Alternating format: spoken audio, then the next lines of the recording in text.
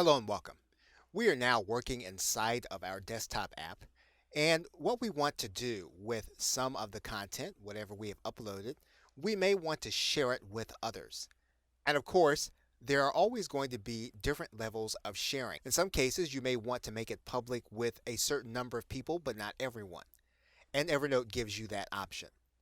So we would take this note that we're looking at, the one that says, Welcome, Thomas Duncan, and we can go to the note section and we can actually go to this share menu. And what we're going to do is we're going to click share note.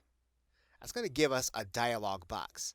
And what you'll notice is that we can write in the names and emails of individuals who we want to see that note. Now we can give them certain privileges. As you can see here, we can give certain people the ability to view but not edit. We can give people the ability to edit but not view.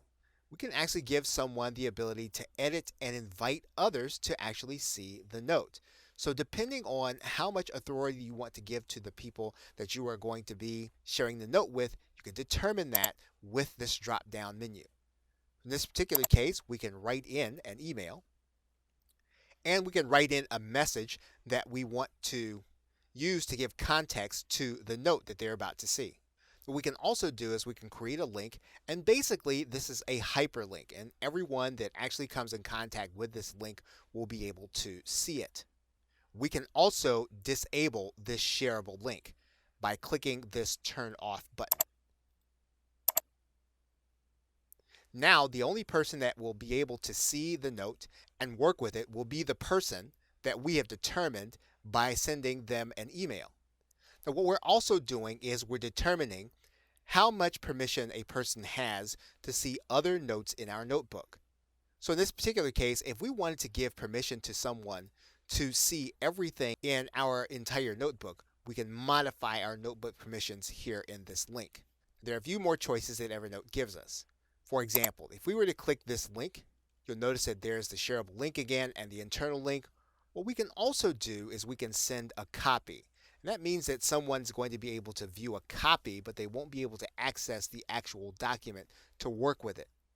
We can also share the very same document on social media, whether or not it's Facebook, Twitter, or LinkedIn. And once we've determined what we want to have in terms of permissions and the people that we want to share it to, we can then click the share button.